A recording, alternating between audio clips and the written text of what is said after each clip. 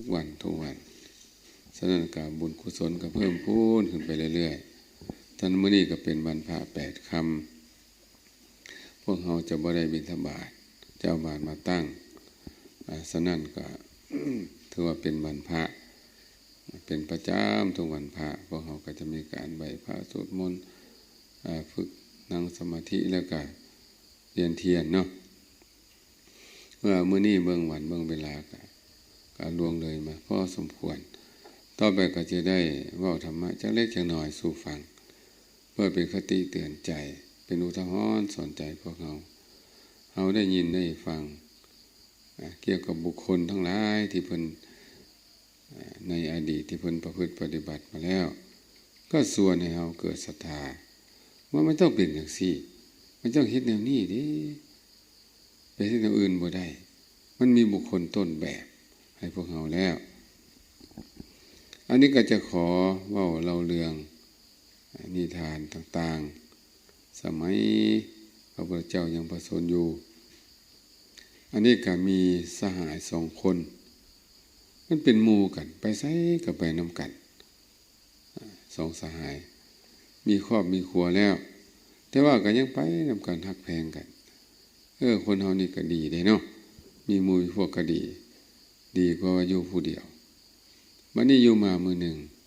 ก็เลยชวนกันไปฟังเทศน์ของพระพุทธเจ้าอยู่ที่วัดเชตวันไปฟังธรรมจากพระพุทธเจ้าแล้วก็เกิดศรัทธามาโศกันว่าพวกเฮาสิอยู่เฮ็ดหยังพวกสิมาเฮ็ดอีหยังกันอยู่แถวนี้พวกเฮาไปพึ่งปฏิบัติธรรมบ่ดีก็บ่บวชแล้วบ่ดีก็บ่สิมานั่งรอท่าตายอีหยังว่าซั่นอันนี้ก็เป็นส่วนกันในทางที่ดีนี่ก็ดีเด้ดีกุศลก็ไปลักไปปุ่นไปจี้ไปกินเหล้าเมายาไปเล่นการพนันขันต่อส่วนกันไปทางดีส่วนกันไปฟังเทศน์เนาะฟังเทศน์มาแล้วเกิดศรัทธาสลดสังเวชแล้วก็ส่วนกันไปบวชนี่ว่าจุ่งกันไปเนาะ2 เสี้ยวในทางคนทางจุ่งกันไปพวกเขาที่มานั่งอย่างอยู่นี้มันได้หยังมันจะเอาไปนำได้บ่ดิว่าซั่นลูกเมียมื้อนี่น่ะมันจะเอาไปนำได้บ่ทรัพย์สมบัติเหล่านี้น่ะอันนี้ก็ถือว่าเป็นคนมีปัญญาเนาะเป็นคนมีปัญญาคิดดูสิแล้วก็สละครอบครัวไปเลยบ่มีอะไรอย่างอันใหญ่ดีบ่แม่นคนทุกข์คนยากเด้คนห่างคนมีจบเจือไปบวชก็ตั้งจิตตั้งใจประพฤติปฏิบัติเพราะเขาบวชด้วยศรัทธาเขาบ่แม่นบวชด้วยอำนาจของโมหะเนาะหลงบ่ฮู้หยังก็ไปบวชตามฮีตตามของตามประเพณีบ่แม่นจังซั่นเขาเกิดศรัทธาแล้วเขาไปบวชเมื่อบวชแล้วเขาเจ้าก็ตั้งจิตตั้งใจประพฤติปฏิบัติอยู่ในอุปสาอาจารย์แล้วก็เลยโซกันอีกว่าเฮาสิเฮ็ดจังได๋ดีต่อไปเนี่ยเฮาสิเฮ็ดจังได๋ดีก็เลยชวนกันไปหาพระพุทธเจ้าก็ถามพระพุทธเจ้าว่าธุระในพระพุทธศาสนามีเท่าใดขนาดคือว่าเวียกงานหน้าที่อยู่ในศาสนานี้มีหยังแดขน้อย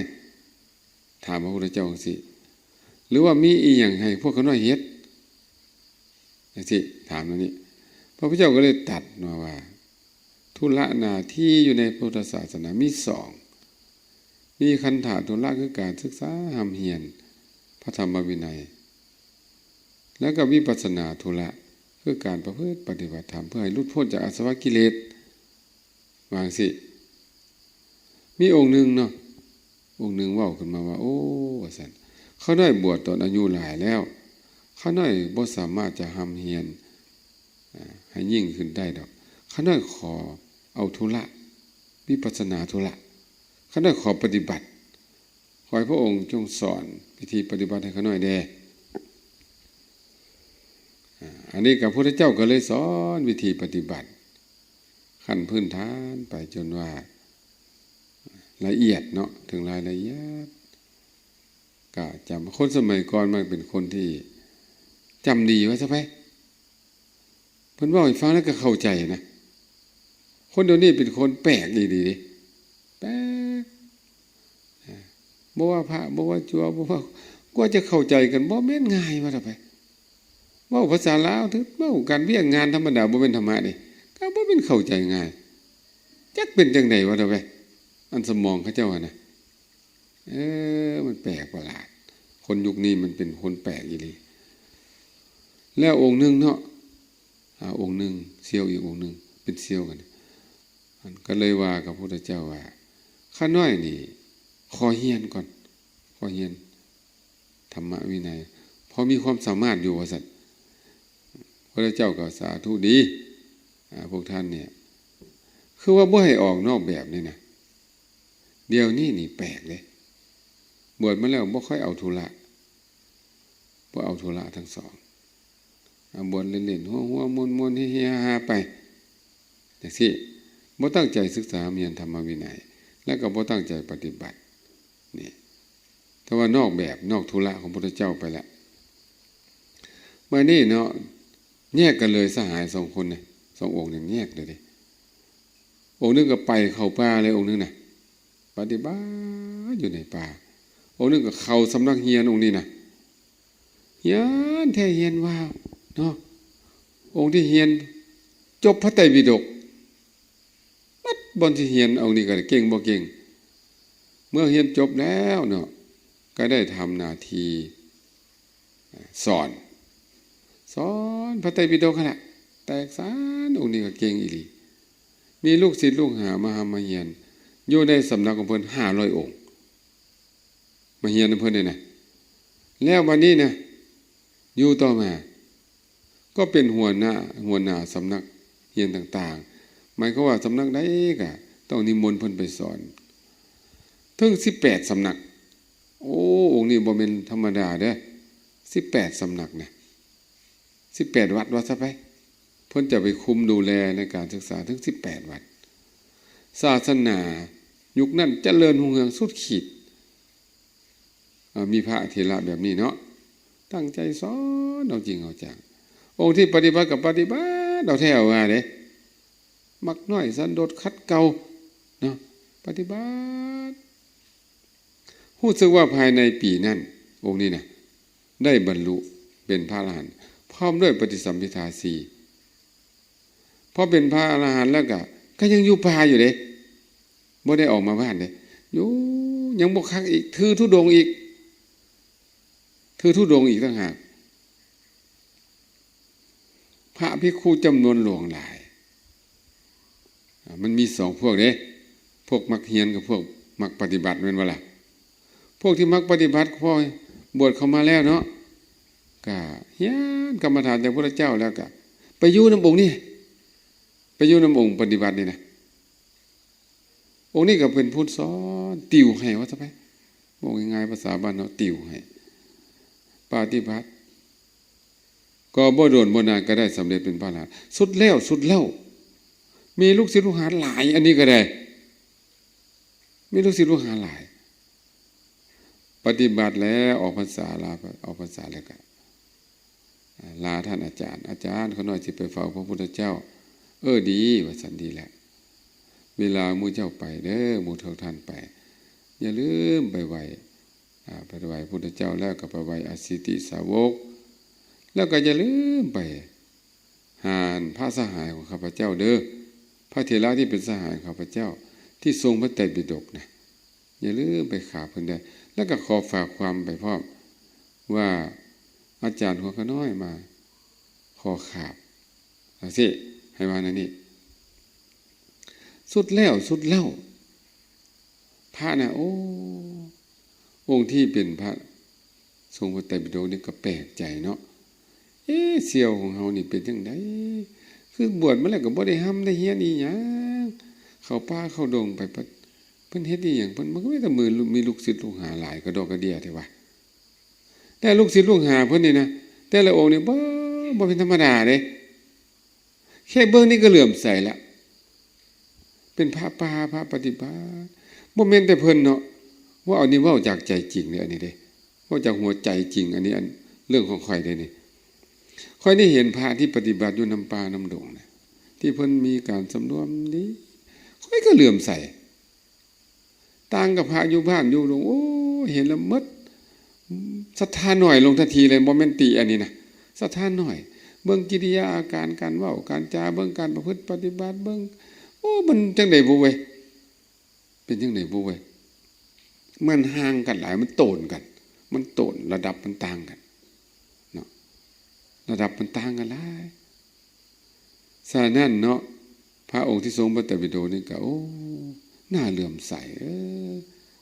ลูกศิษย์ลูกหาของอาจารย์องค์นี้เนาะเพิ่นเฮ็ดจังได๋สอนจังได๋ของเพิ่นนี่เนาะลูกศิษย์ลูกหาคือว่าเรียบร้อยคืองดงามแท้อ่อนโยนน่าเคารพน่าเบิ่งว่าซั่นเด้ก็เลยถามว่าอาจารย์ของท่านนั่นน่ะที่พวกท่านไปอยู่นะอาจารย์เพิ่นสอนนี่หยังเพิ่นสอนธรรมะอันใดก็บ่ได้สอนนี่หยังก็น้อยสอนแต่วิธีปฏิบัตินั่นแหละก็น้อยสอนข้อวัดปฏิบัติเนาะเพิ่นก็จะมีข้อวัดปฏิบัติของเพิ่นนั่นแหละมีหยังได้ล่ะไหว้พระสวดมนต์นั่งกรรมฐานปัดตาดกวาดอยู่ลากะบิณฑบาตข้อวัดเพิ่นเป็นจังซี่เด้อันนี้นี่พื้นฐานแท้ๆเลยอันนี้นะพื้นฐานผู้ใดจะปฏิพฤติปฏิบัติบ่แม่นว่าสิมานั่งสมาธิอยู่บ่แม่นไหนไปสังเกตเบิ่งวัดป่าต่างๆเนี่ยโอ้ยวัดสะอาดเป็นระบบระเบียบสวยงามมิดจีรีว่าต่อไปมิดจัดบ่มีเสียงห้องโฮโฆษณาบ่มีเด้มันนานเข้าไปนี่โอ้เยือกเย็นอีหลีเด้เนี่ยบ่แม่นเพิ่นสิมานั่งรับหูรับตาบ่ปัดตาดกวาดอยู่โอ้กุดก็บ่ถูบ่ปัดผ้าก็บ่เก็บบาดก็บ่เมียนมันบ่แม่นจังซี่ข้อวัดปฏิบัติพวกนี้มันจะละเอียดไปเบิดบาดก็ไว้เป็นที่เป็นทางเนาะผ้าก็ตากเป็นที่แล้วก็ฮู้จักพับจักเก็บเป็นระบบระเบียบสะอาดสะอ้านดีๆเด้ฮอดเวลาเพิ่นจะมาเฮ็ดเวียกนี่ปึ๊บเลยเด้ฮอดเวลากวาดตาดปึ๊บมาโลดเป็นจังซี่นอกนั้นเงียบกิ๊บอยู่กุดไผกุดมันปฏิบัติอยู่ผู้ใดสิบ่เลื่อมใสล่ะผู้ใดสิบ่เลื่อมใสพระปฏิบัติอันนี้เนาะเพื่อว่าเอาแท้หรือบ่แม่นเฮียนอย่างเดียวปฏิบัติเลยว่าไปบัดนี้ก็เลยคิดว่าป้าเนาะหมู่เฮานี่ไปเฮ็ดจังไดนี่นะบ่เฮียนบ่ห้ำอีหยังหรือสิฮู้อีหยังมันเป็นจังซี่มันเป็นจังได๋เดี๋ยวเพิ่นมาโอกาสหน้าเจอกันได้สิลมสิถามปัญหาเพิ่นว่าซั่นคิดจังซี่เพราะว่าพระองค์แล้วองค์เล่านี่นะมาเฝ้าพระพุทธเจ้านี่นะ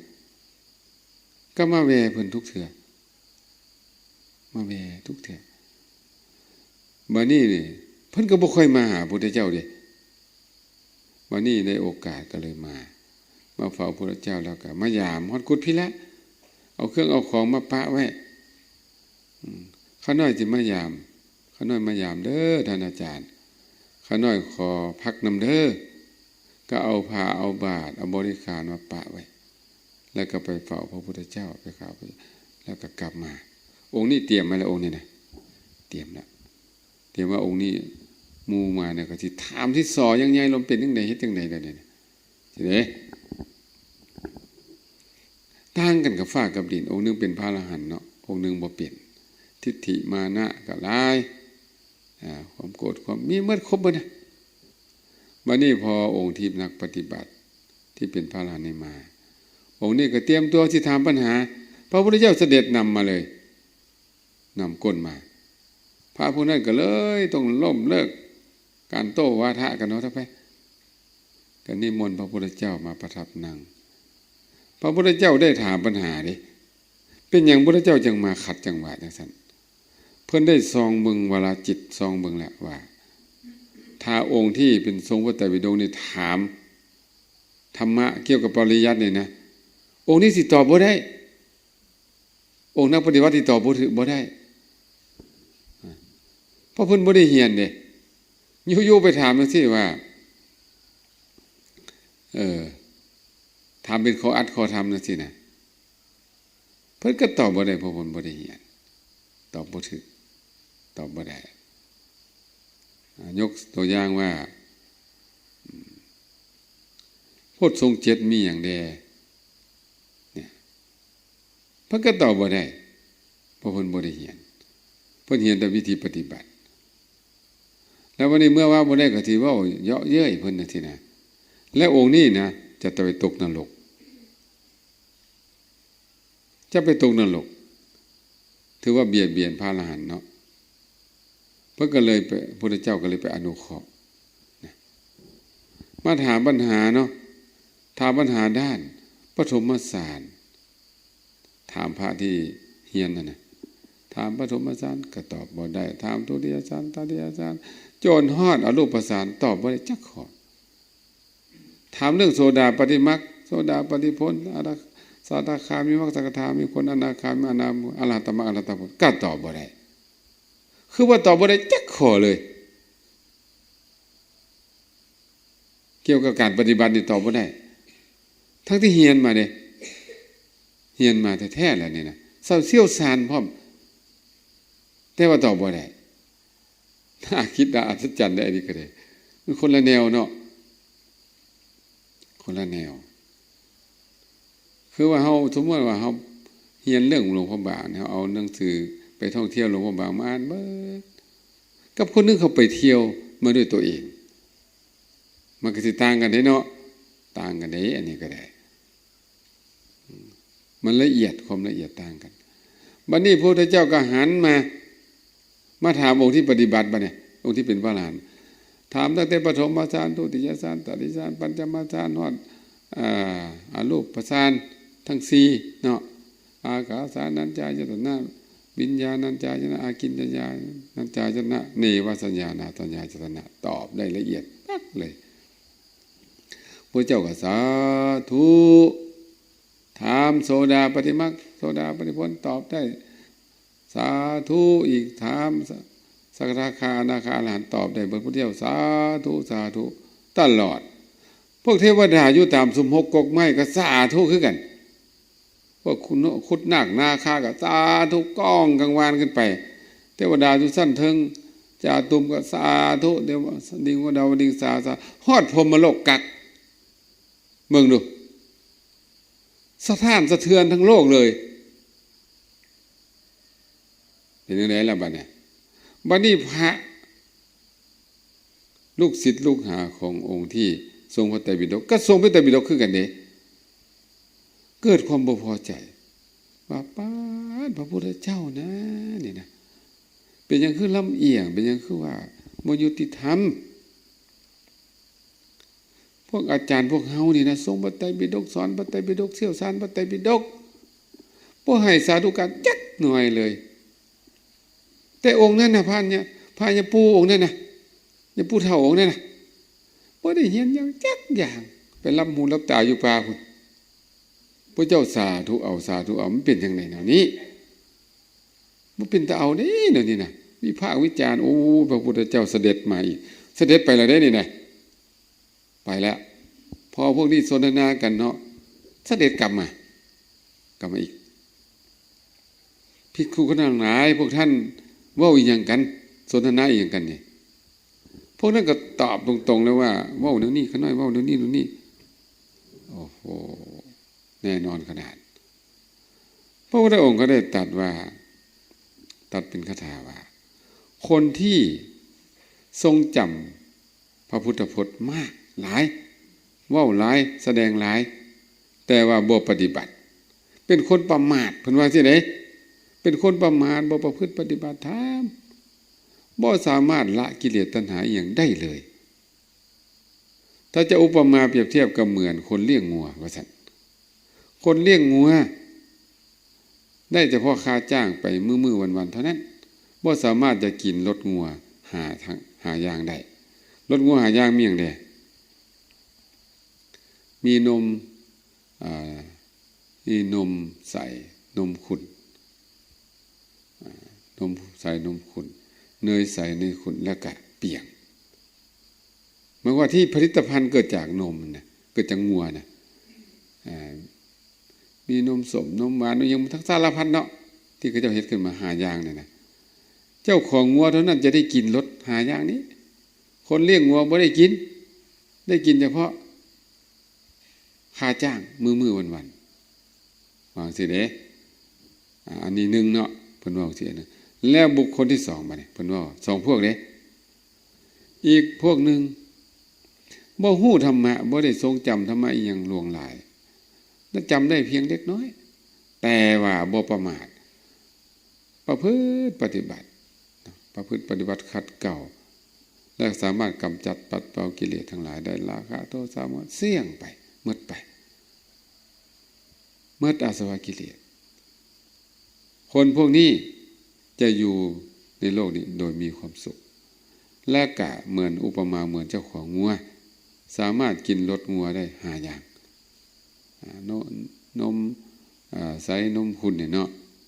เนยใสเนยขุ่นแล้วก็เปียกเพิ่นแต่ตันสิก็เลยอุปมาว่า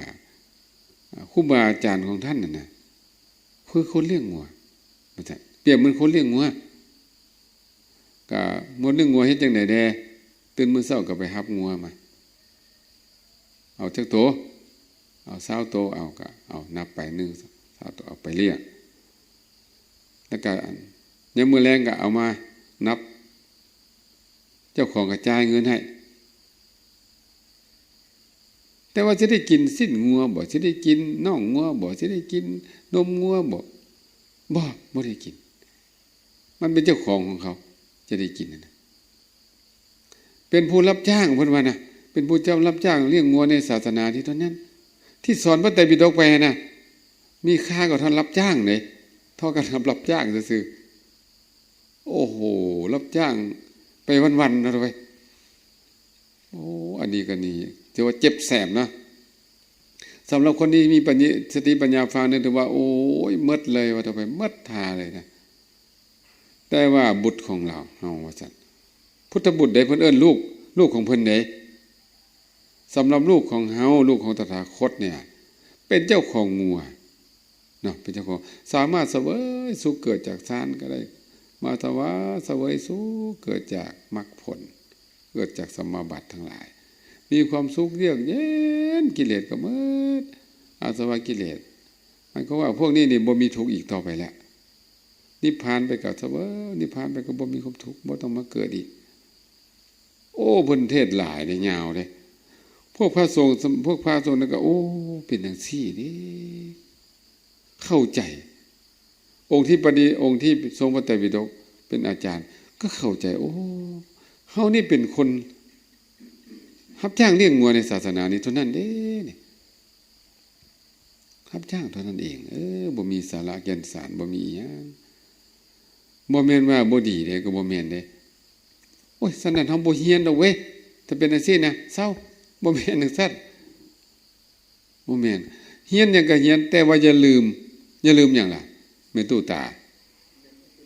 อย่าลืมปฏิบัติได้สิบอกให้ได้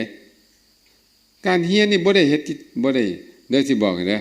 การเฮียนมาเนี่ยบ่ได้เป็นเครื่องค้ำประกันว่าจะอยู่ในศาสนาได้ตลอดบ่ค้ำประกันบ่ได้เลยเด้เจ้าสิเฮียนจบสูงบ่ได้ก็ยาบ่สามารถจะอยู่ในศาสนาได้อีหลีเด้เพราะกิเลสมันกวนเหลือเกินกิเลสตัวใดล่ะความอยากได้ก็หลายโทสะก็หลายโมหะก็หลายราคะตัณหาก็หลายทิฏฐิมานะก็หลายเฮ็ดจังได๋ซะน่ะสิไปเอาอยู่เฮ็ดจังได๋สิอยู่ลำพังที่เฮาเฮียนฮู้ซื่อๆนี่มันเอาชนะกิเลสบ่ได้มันต้องเอาลงมือปฏิบัติจะว่าคนฮู้ธรรมกับคนมีธรรมนี่ต่างกันเด้คนเฮียนธรรมคนฮู้ธรรมคนปฏิบัติธรรมและคนมีธรรมคนบรรลุธรรมต่างกันว่าเด้อเว้ยมันต่างอีหลีเด้ต่างกันอีหลีสังเกตต้นไม้งาใดบ่มีหมากซื้อกี่เด้งาใดมีหมากก็จะอ่อนต่างกันเนาะห่วงเข้าห่วงใดบ่มีเม็ดซื้อกี่เด้ห่วงเข้าใดมีเม็ดหลายอ่อนเฮาสังเกตดูสิก็ได้คนที่เขาเจ้ามีธรรมเขาเจ้าจะนิ่มนวลการเว้าการจาเคยไปฆ่าพระเถระทั้งหลายที่เพิ่นเป็นนักปฏิบัติ โอ้ยสั่งอ่อนสั่งโยนทางบ่ถือเนื้อถือโตเอาอยู่ที่ลาวนี่ก็ได้ญาทานสาลีเนาะล้มบ่ถือเนื้อถือโตบ่ได้ว่าตัวเองเป็นพระผู้ใหญ่ผู้ใดมาหาได้เบิดอ่อนโยนติดดินตลอดเนาะติดดินแต่ว่าตรงกับข้ามกับบางองค์เนาะก็บ่ได้ประพฤติปฏิบัติโตยังได้เป็นพระเทลาวยังโอ้แข่งกับโกโดเกเดเว้ยโอ้เป็นสมเป็นเจ้าเป็นนายอีหลีเว้ยว่าโอ้อยู่พุ่นน่ะอยู่ฟ้าอยู่ทั้งฟ้าโอ้ก็เลยว่านึกในใจองค์นี้คือสิขี่ใส่ฟ้าแล้วว่าองค์นี้นะคือสิบ่ขี่ใส่ดินแล้วเว้ยเพิ่งทรงเพิ่นน่ะลืมต้นลืมโตพอลาบยศสรรเสริญเข้าไปแล้วลืมต้นลืมโตทั้งที่พระเจ้าได้ตรัสว่าลาบยศสรรเสริญสักการะเหล่านี้เป็นเหมือนตุ่มเปลือกตุ่มถ้าผู้ใดติดโลกมันจะจมลงไปตายในปัจจุบันนี้ก็ตายจังได๋จากศีลจากธรรมจากคุณงามความดีตายบัดคุณธรรมบ่เกิดเลยเด้วันนี้หมดชีวิตไปแล้วตายแท้ไปจังได๋ก็ไปทางบ่ดีคือเก่าเห็นว่ามันติดเด้พระองค์เคยได้ตัดว่าเคยได้ตัดว่าลาภสักการะเหล่านี้เนี่ยฆ่ามันจะฆ่าคนทำลายคนเหมือนคุยไผ่ขาต้นไผ่เหมือนดอกไผ่ขาต้นไผ่เหมือนปีกล้วยขาต้นกล้วยเหมือนดอกอ้อขาต้นอ้อเหมือนแม่ลูกม้าอัสดรฆ่าม้าอัสดรแม่ม้าอัสดรตายลาภสักการะก็ฆ่าบุรุษซัวสนั่นคือกัน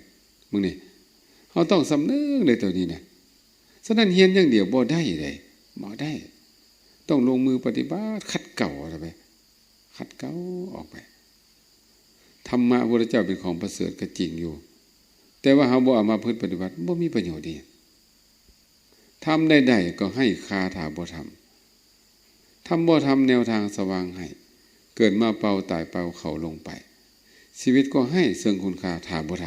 ำถ้าเฮาบ่ทำบ่ละเอียดมันบ่มีเลยมีความรู้เต็มพุงเพียงปากสอนตัวเองบ่ได้ผู้ใดสิย่องเจ้าว่าดีเบิ่งดูมีความรู้เต็มพุงเพียงปากสอนตัวเองบ่ได้ไผสิย่องมันสิสอนตัวเองได้จังได๋คิดว่าตัวเองเป็นผู้ยิ่งใหญ่ซะแล้วจะไปสอนจังได๋คนอื่นก็สอนบ่ได้ตัวเองก็สอนตัวเองบ่ได้ฮู้แล้วตาวพาโลพางานนี่บ่ฉะนั้นก็ต้องสำนึกตัวนี้ให้ดีมันเป็นดาบสองคมมาฟันเฮาอีกทีนึงฉะนั้นนี่ต้องเบิ่งตัวอย่างพระเถระสององค์นี้ก็แล้วกันเนาะทั้งที่ว่ามีเจตนามาในอย่างดีแหละฉะนั้นผู้ใดอยากให้พระพุทธเจ้าสาธุย่องว่าเป็นลูกเพิ่นลูกของตถาคตคนไหนองค์นั้นเพิ่นบ่ได้ว่าลูกเพิ่นเด้ทรงพระเตปิฎกเพิ่นบ่ได้ว่าลูกเพิ่นแต่ว่าองค์นี้ลูกของเพิ่นว่าโอ้โหต่างกันขนาดเนาะถ้าที่ว่าเกิดจากเพิ่นนั่นแหละบ่เพิ่นบ่เอิ้นว่าลูกแสดงว่าลูกนอกคอกบ่ก็บ่ได้นอกคอกเด้อยู่ในคอกนี่แหละบ่ได้ผิดศีลผิดธรรมหยังองค์นั้นน่ะตั้งใจเฮียแล้วก็รักษาศีลดีเด้บ่แม่นพระโลเลเด้องค์ทรงพระไตรปิฎกแต่พระพุทธเจ้าบ่เอิ้นลูกเอิ้นองค์ปฏิบัตินี่ลูกองค์นี้เป็นแนวเพิ่นอีหลีเด้แนวเพิ่นอีหลีว่าต้องไปแนวเพิ่นเป็นจังได๋เพิ่นต้องปฏิบัติเป็นพระอรหันต์หมดกิเลสจังนี้แนวเพิ่นแท้ๆของเพิ่นแท้ๆอันจังซี่องค์นี้ยังบ่ได้ตามลำแบบเพิ่นเด้ฉะนั้นเรียนพระไตรปิฎกไปจบแล้วสอนก็สอนบอกว่าแต่ต้องไปปฏิบัติสำเร็จมื้อใดเอิ้นลูกบัดนี้เป็นลูกแท้บัดอันนี้ยังบ่ทันแท้ปานใดยังเทียมๆอยู่เนาะยัง50จักสิอยู่หรือไปว่าต้องไปองค์นี้น่ะอาจจะสิกก็ได้อาจจะไปจังใดก็ได้อาจจะบ่แน่นอนแต่ว่าองค์นี้แน่นอนจังได้กับปรินิพพานแน่นอนองค์นี้นะฉะนั้นเฮียนหยังก็เฝ้าเฮียนเนาะแล้วเฮ็ดจังไดต่อไปต้องปฏิบัติลงที่ปฏิบัติขัดเกลากิเลสมันถึงสิหมดถ้าบ่ขัดเกลามันจะเพิ่มได้เจ้าเฮียนจบปริญญาตรีมันก็ปริญญาตรีกิเลสเจ้ามันจะเฮียนแต่มือได้บ่จักมันไปแอบเฮียนเนาะเห็นบ่เฮาเฮียนจบปริญญาโทมันก็ปริญญาโทคือกันเฮาเฮียนจบปริญญาเอกก็ปริญญาเอก จบนักธรรมตรีมันก็นักธรรมตรีคือกันกิเลสเท่านี้นะ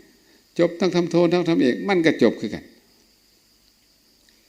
เป็นมหาประโยค1 2 3 4 5 6 7 8 9มันก็เป็นนำเฮาทรงพระไตรปิฎกมันก็ทรงนำเอาเฮ็ดจังได๋บัดนี้ข่อยนี่จบพระไตรปิฎกได้เจ้ายังมาเถียงได้เจ้าสิฮู้ขี้มูขี้มาหยังพูดน่ะตายแล้วบาดนี้เป็นจังซี่เอาไปมาบ่มีผู้ใดตักเตือนก็กลายเป็นได้ใจเนาะลืมโตลืมตนไปเด้คนลืมตัวงัวลืมติ่นเด้สิบอกให้เด้นั่นบ่ล่ะฉะนั้นนี่ขนาดสมัยพระพุทธเจ้าก็ยังเป็นจังซี่สมัยนี้โอ้ครูบาอาจารย์ประพฤติปฏิบัติธรรมน้อยลงทุกทีน้อยลงทุกทีเลยก็บวชไปเป้าหมายในการบวชก็เลยเลอะเลือนความจริงเป้าหมายของการบวชนี่เพิ่นบวชว่าจังได๋ล่ะสัพพะทุกขะนิสรณะนิพพานะสัจฉิกรณัฏฐายะพุ่นน่ะขอพ่อแม่ครูบาอาจารย์บวชให้เขาหน่อยเด้เขาน้อยจะบวชเพื่อสัพพะทุกขะเนี่ยนะเพื่อให้พ้นจากทุกข์นิสรณะเพื่อพ้นจากทุกข์นิพพานะเพื่อทำให้แจ้งพระนิพพานไม่คือว่าเขาน้อยจะบวชนี่นะเขาน้อยบวชเพื่อปฏิบัติเพื่อให้พ้นทุกข์เพื่อให้แจ้งพระนิพพานเป้าหมายของการบวชที่สิเด้คำว่าของการบวชน่ะเด้แต่พอบวชแล้วบ่เปลี่ยนปุ๊บเปลี่ยนแล้วเปลี่ยนไปอยู่กินสบายเพราะว่าลาภสักการะอยู่ในศาสนามีหลายอยู่ทางกินอยู่ทางนอนอยู่ทางเล่นอยู่ทางมวนสนุกสนานไปการบวชได้มีหาอย่างเห็นป่ะอุปชีวิกาบวชมาเลี้ยงชีพนี่อุปกีริกาบวชมาเล่นสนุกสนาน3อุปทูสิกาบวชมาประทุษร้ายศาสนา4อุปมุหิกาบวชมาหลงงมงวยที่5อุปนิสสนิกาบวชมาเพื่อประพฤติปฏิบัติเพื่อพ้นทุกข์5อย่างการบวชวันนี้เฮาบวชมาแล้วเฮาอยู่ในแบบใดล่ะอยู่ในจำพวกใดล่ะถ้าจำพวกสุดท้ายเนี่ยดีบวชมาเพื่อศึกษาเรียนเพื่อหยังเพื่อเอาไปปฏิบัติขัดเกลาให้หมดกิเลสนั่นเองบ่แม่นเอาไปโอ้ไปอวดไปอ้างไปยิ่งใหญ่ไปหาลาภสักการะแม่นบ่ล่ะไปให้เขาเจ้ายกย่องตัวเองจังซั่นที่บ่แม่นให้ลดละเลิกหั่นนะเฮียนหั่นน่ะบ่ให้ไปเพิ่มเติมมันเด้ถ้าเฮ็ดบ่เป็นมันก็เพิ่มเนาะปริมาณของมันกิเลสเฮาก็หลายอยู่แล้วนะที่บอกให้ฟังว่ามันคนละระบบมันส่วนทางกันจังได๋พระพุทธเจ้านี่เพิ่นเฮ็ดจังได๋ระบบเพิ่นน่ะจากดาวลงดินระบบเพิ่นได้นี่เด้จากดาวให้ลงไปดินแต่ปัจจุบันนี้จากดินไปดาวนี่ต่างกันบ่ล่ะพระพุทธองค์เพิ่นเป็นกษัตริย์เป็นพระราชาเพิ่นหนีออกจากปราสาทเนื่องจากความสุขจากการไปอยู่น้ำดินกินน้ำหญ้าประพฤติปฏิบัติขัดเกลาไปติดดินนะพุทธเจ้านี่ติดดินนี่ดินอนน้ำดินดิปฏิบัติ6 ปีเป็นพระเป็นพุทธเจ้าก็ยังนอนน้ำดินกินน้ำหญ้าอยู่คือเก่ายังบ่ดิจังเฮานี่เพิ่นเหาะได้ก็สิเหาะไปสักก็ได้เนาะบ่เหาะพุทธเจ้าบ่เหาะดิจำเป็นเพิ่นจังเหาะว่าได้ไปย่างไปนี่แหละ100 ลักก็เป็น100 ลักพันลักก็พันลักย่างไปจังซี่แหละโอ้โหอัศจรรย์หลายแล้วเพิ่นไปพักใส่ก็สมัยก่อนบ่มีกุฏิวิหารก็นอนน้ำป่าไม้น้ำห่มไม้น้ำมันโอ้ยจากดาวลงดินแท้ๆเนาะนี่เนาะอยากกินข้าวให้ปลูกใส่พลานหินอยากมีศีลให้ขาพ่อตีแม่อยากให้คนมาแวขาหมู่เดียวกันอยากมีสีสันให้นอนดินเกือกฝุ่นนี่แหละอยากมีสีสันบ่ให้นอนดินเกือกฝุ่นนี่ อยากได้ศีลได้ธรรมอยากได้บรรลุธรรมต้องนอนดินเกือกฝุ่นนี่ลงไปเลยเนี่ยนอนไปเลยเนี่ยนี่ลดโตลงไปสิอยู่น้ำดินกินน้ำยาเนี่ยเดี๋ยวสิเด้อันนี้จากดาวสู่ดินมันเนี่ยจากดินสู่ดาวอันนี้บวชมาเป็นลูกคนธรรมดาตาสีตาสายเนี่ย วันนอกคอกนานะบวชแล้วโอ้เป็นผู้ยิ่งใหญ่ขึ้นมาแล้วบัดบ่ได้ทำได้เฮียนบางทีกับตั้งตัวเป็นเจ้าสำนักนั่นสำนักนี้ขึ้นมาเฮียนเดียดสารคาถาวิชา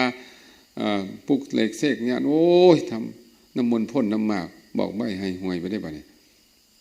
ไปกันใหญ่แล้วบัดตัดกรรมตัดเวรพระเจ้าบ่ได้สอนกับพาเฮ็ดกันไปทั่วทิศทั่วแดนออกนอกคอกยังไงเลยบัดถ้าเป็นพระเจ้าอยู่เพิ่นก็สิว่าจังได๋ล่ะโมฆะบุรุษเพิ่นก็สิว่าจังซี่แหละเนาะดูก่อนโมฆะบุรุษนี่บุรุษผู้เป่าบ่มีสาระแก่นสารนี่ยังเด้เพิ่นจะวางที่โดเด้เนี่ยว่าเฮาเพิ่นพระนอกคอกเด้บ่ได้อยู่ในธรรมวินัยพระเจ้าเด้พระนอกคอกก็คือพวกเฮานี่แหละนอกคอกเด้ผู้ใดบ่เฮียนบ่เฮียนธรรมวินัยบ่ปฏิบัติธรรมนอกคอกทันทีเลยเนาะเป็นไงเซ่มานี่ยิ่งใหญ่ขึ้นป้อมียศถาบรรดาศักดิ์มีญาติโยมนับหน้าถือตาไปแล้วลิบเลยบัดนี้สู่ผู้นั้นดาวพุ่นน่ะขึ้นไปดาวยิ่งใหญ่อลังการเนาะอีหยังกับพิเศษกว่าหมู่แหละเนาะยังกับพิเศษกว่าหมู่อันนี้ก็ลดบ่ลงแล้วนี่เนาะมันบ่ลงแล้วญาติโยมก็นับถือแท้ๆเด้โอ้ยนับถือแท้ถือว่าองค์ใดเป็นพระมีชื่อมีเสียงโอ้ไปขาไปไว้เอาสักการะไปถวายจนว่าบ่มีล้นว่าจะเป็นล้นเหลือครูบาอาจารย์อยู่ตามบ้านนอกคอกนาบ่มีหยังสิสันผ้านุ่งก็บ่มีปีนั้นอยู่ที่เชียงขวางเขียนจดหมายมาเนาะโทรศัพท์ก็บ่โทรเขียนจดหมายเอามานี่อาตมาได้มาอ่านโอ้สลดสังเวชบ้านนั้นก็มีครูบาอาจารย์2 องค์บ้านนี้5 องค์บ้านนั้นเท่านั้นบ่มีผ้าคลุมเขาหน่อยขอความอนุเคราะห์จากท่านอาจารย์ผ้าจีวรบ่มีไอจัวบ่มีผ้านุ่งเขาหน่อยครูบาบ่มีผ้านุ่งเขาหน่อยให้นายบ้านเซ็นครับจ้ำกามาพร้อมเด้อโอ้เพิ่นก็จ้ำกาของวัดของเพิ่นมาพร้อมเด้แล้วก็นายบ้านก็จ้ำกาพร้อมส่งมาแถวเชียงขวางเมืองคำแถวไปพุ่นเนาะก็เลยรวบผ้าไก่จีวรได้ประมาณ90กว่าไก่นี่แหละ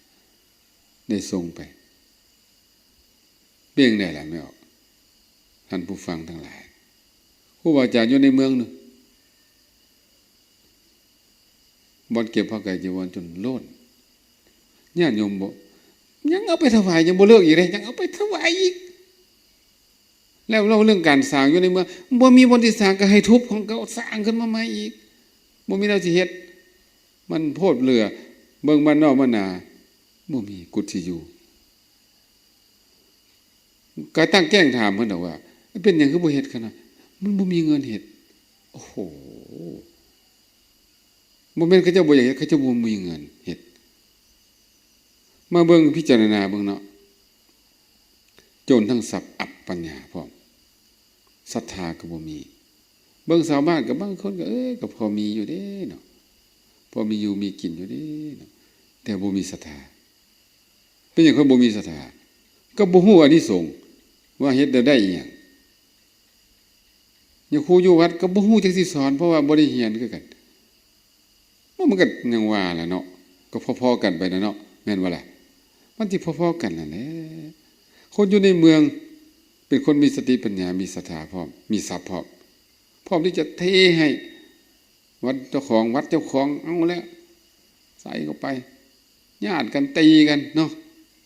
เจ้าคอยสิเฮ็ดอันนี้นะเจ้าสิมาญาติคอยเฮ็ดหยังพุ่นน่ะศาสนาพุทธเฮาคือบ่เป็นจังซี่เป็นจังซี่เนาะเป็นไปแล้วก็เป็นไปอีกยังสิเป็นไปอีกเรื่อยๆอันนี้ก็ต้องเข้าใจเนาะบ่แม่นเว้าให้ผู้ใดอันนี้เว้าตามนิทานสะดกที่เพิ่นเว้าไว้ก็ได้นำมาว่าโอ้พระเถระ2 องค์นี้เป็นต้นแบบเด้ต้นแบบเลยเพิ่นเทียนเพิ่นบวชมาเพิ่นต้องเฮ็ดจังซี่บ่แม่นว่าบวชมาเล่นสนุกสนานจังได๋ล่ะบวชมันก็ซื้อโอ้ยเครื่องสีเครื่องเสียงมาเปิดตับๆบางวัดป้าเพิ่นมีงานบ่คั่นน่ะบ่นะเพิ่นก็เปิดจังซี่ซุมื้อแล้วว่าซั่นป้าโธครูบาอาจารย์บางวัดมีเครื่องเสียงของตัวเองบ่แม่นจมเพิ่นเด้ออันนี้เด้อไปรอพระบ้านนั้นอีหยังวะ แกล้งหมอเนี่ยพอเจ้าวาดเพิ่นบอกว่าเครื่องเสียงเขาน้อยเนี่ยเพิ่นมีเครื่องเสียงมิ่งเมืองลาวว่าซั่นอันดับประเทศเลยว่าซั่นมีเขาจ้างทั่วไปเบิดทั้งประเทศนั่นจ้างวงดนตรีเพิ่นนี่นะเลยได้สอนได้ถามเพิ่นอันเก็บเท่าใดกันน่ะอันแต่ละงานเพิ่นก็เว้าสู่ฟังเนาะปีนึงได้กำไรเท่าได้ประมาณ1,000 กว่าล้านวงดนตรีของเพิ่นวงดนตรียังบ่พอเฮือซวงอีกเด้มีเฮือซวงอีกหลายลำแข่งขันกันอย่างใหญ่เนาะอันนี้ก็พิลึกคือกันเลยนะพิลึกเพิ่นก็เปิดของเพิ่นตลอดเจ้าเขาก็ย่องเพิ่นป้ม่วนคักขนาดเลยเอาเอาที่สุดบ่โอ้เอาก็ต้องมีเงินเอาก็สั่งแม่มาสั่งเด้สิจัดการให้เด้เดี๋ยวมีเงินก่อนนะมีเงินก็จะสิมาสั่งคักซั่นดอกเป็นจังซี่ไปแล้วเด้เป็นไปแล้วเนาะกะยาเพิ่นดอกว่าแต่ว่าเป็นอุทาหรณ์สอนใจว่าโอ้จังได๋ก็จะไปเป็นคือเพิ่นก็แล้วกันเด้ออุตสาห์สละครอบสละครัวสละพี่สละน้องสละมาแล้วสละบ้านสละเงินมาแล้วควรจะเฮ็ดจังได๋ล่ะควรจะให้มันดีกว่าเขาเนาะบ่แม่นสิหนักกว่าเขาเด้อาตมาเว้ากับหมู่พวกอยู่เรื่อยว่าลูกตาสีตาสาบ้านนอกของนาบางคนบางองค์เป็นฆราวาสก็บ่ได้เป็นจังซี่นะบ่ได้กิเลสหนาปานนี้นะพอมาบวชโอ้โหมีทุกสิ่งทุกอย่างมีฮอดเฮือนฮอดศาลซื้อฮอดไร่ฮอดนามีฮอดรถฮอดละปาโธมันบ่แม่นลดกิเลสบ่มันเพิ่มกิเลสติบ่แนวนี้นะมันเพิ่มกิเลสเด้แนวนี้นะน่าจะว่าสละเอาไปจากบ่มีหยังซะอยู่ไปประพฤติปฏิบัติธรรมไปจังซี่แม่มันน่าประทับใจสมนะว่าสัพพทุกขะอดิสรณะข้าพเจ้าบวชเพื่อลดละเลิกกิเลสบวชเพื่อมาประพฤติปฏิบัติธรรมเพื่อความพ้นทุกข์เพื่อพระนิพพานจังซี่แม่นบ่ล่ะมันจะได้สมกับคำเว้านั่นเด้หรือเป็นเพียงคำเว้ามวลๆซื่อๆบ่เนาะอุปสาเพิ่นก็ให้โอวาทกันเด้บวชมาแล้วเด้อต้องบิณฑบาตเด้อเด้นิสัย4เพิ่นน่ะต้องบิณฑบาตเด้อหากินด้วยลำแข้งเจ้าของสัญญาดองด้วยน้ำมูดเน่าเด้ออย่างจังซี่นั้นลดละเด้อเพิ่นมีโอวาทของเพิ่นดอกเพิ่นก็เอาไว้โอวาทหมู่ซื่อๆติเพิ่นก็ปรากฏว่าปาดโธของเพิ่นก็บ่ธรรมดาเด้ลูกศิษย์ลูกหาก็เลยเบิ่งเพิ่นเป็นตัวอย่างติบ่หลวงอุปชาอาจารย์เป็นตัวอย่างติบ่เนาะจังเป็นจังซั่นฉะนั้นนี่นับวันนับจะน้อยหลวงครูบาอาจารย์ปฏิบัติธรรมเนาะฉะนั้นเบิ่งตัวอย่างนี่แหละคนปฏิบัติธรรมอยู่นี่น่ะกิเลสเพิ่นจะน้อยลงเด้ชาตินี้เพิ่นบ่ได้บรรลุธรรมก็บ่เป็นหยังชาติหน้าต้องได้บรรลุแน่พวกนี้นะเข้าทางเข้าล็อกแล้วแต่พวกที่ยังบ่รู้จักสลดสังเวชนี่นะพวกนี้นี่ไปบ่รอดพวกนี้นะไปบ่รอดเอาตัวบ่รอดมีความรู้เต็มพงเพียงปากสอนตัวเองบ่ได้ผู้ใดสิย่องว่าดี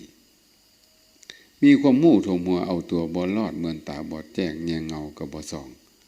ปานนองนั้นดิเขาว่าไว้นะก็ถือของเพิ่นอีหลี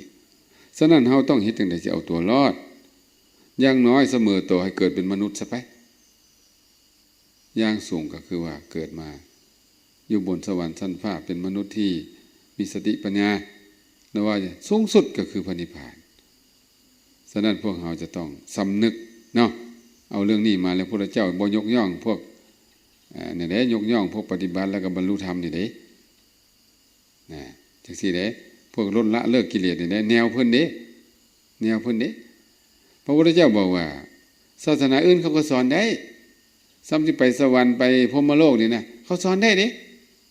แต่ว่าปณิพพานเนี่ยบ่มีแต่ศาสนามีแต่พุทธศาสนาเท่านั้นจังซี่เด้เป้าหมายของต่างกันเด้ทุกศาสนาไปติดอยู่ที่พรหมอย่างสูงที่สุดพรหมเท่านั้นพุทธศาสนานี่เลยพรหมไปนิพพานเนาะฉะนั้นพระเจ้าเป็นผู้ที่หมดจดกิเลสปฏิบัติธรรมเพื่อละกิเลสและก็ละกิเลสได้อีหลีฉะนั้นผู้ที่จะเป็นลูกเพิ่นต้องเฮ็ดคือเพิ่นว่าจังซี่ก็มื้อนี้เนาะก็ถือว่าแจ้งสวยเต็มที่บ่ได้บิณฑบาตก็เลยอัดเต็มที่เลยมื้อนี้น่ะอัดเต็มที่นะ บ่บรรลุก็ให้มันทะลุไปเลยอัดเข้าไปบ่ต่อแล้วอาจารย์น้อยสิดาโอ้ยหิวเขาแล้วนะคนน้อยเว้าหยังกระดกกระเดี้ยไว้สิเอาให้ตายเพิ่นบอกมันสิมาปฏิปทาได้แม่สิว่าจังได๋เอาหวังว่าเนาะฟังลงไปแล้วกันคงจะได้ตัวอย่างแล้วแหละเด้อตัวอย่างเฮ็ดอีหยังก็เฮ็ดซะเฝ้าเฮ็ดซะเฮียนก็เฝ้าเฮียนซะแล้วก็เฝ้าปฏิบัติซะแล้วก็เฝ้าหมดกิเลสซะเฝ้าปณินิพพานไปซะบ่ต้องก็สิทุกข์วนเวียนอยู่ในสังสารวัฏนี่วนอยู่หมุนวนคือเข็มมงเนี่ยน่ะมันบ่จักจบจักเทื่อเดียวนี่ฮอบแล้วฮอบเล่าเนี่ยมันบ่จบมันบ่พ้นอบายนะไปจังได๋ก็ไปรถไปบ่พ้นมันเด้ไปเป็นพรหมเกิดเป็นพรหมก็ตกกลับมาตกนรกคือเก่าไปใส่ก็ลงมองเก่าคือบั้งไฟแสนขึ้นสู่ฟ้าเนี่ยก็ยังโง่โค้งเต่าคืนอยู่สิจังได๋มันจะปลิบไปเลยสักกะบ่ฉะนั้นบ่เป็นบ่ตาปฏิบัติเพื่อพ้นทุกข์นี้ดีที่สุดพ้นทุกข์ในชาตินี้แน่ชาติต่อไปพวกที่ปฏิบัติอยู่บ่พ้นทุกข์ชาตินี้ก็บ่เป็นหยังแต่กิเลสมันเบาบางเด้สติดีเด้พวกนี้เด้เอาฉะนั้นก็เนาะเลือกเอาเด้ออันนี้ก็บ่สร้างที่บอกเอายกตัวอย่างมาจังซี่แหละให้เลือกเอารถเฮียนก่อนบ่ปฏิบัติน้ำหลังบ่หรือปฏิบัติก่อนเฮียนน้ำหลังแล้วแต่ที่เฮ็ดเลือกสรรเอาเท่าไปก็ขอให้ทุกท่านทุกคนบวชมาแล้วในธรรมวินัยพุทธเจ้าแล้วก็จงตั้งจิตตั้งใจศึกษาเรียนประพฤติปฏิบัติธรรมและก็ขอให้ได้บรรลุธรรมทุกอาทุกองค์ด้วยเถิด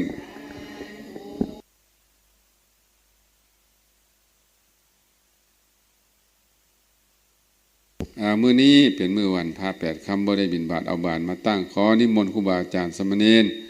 เอาบาตรมาตั้งเนาะเอาบาตรมาตั้งแล้วก็ตั้งบาตรเรียบร้อยแล้ว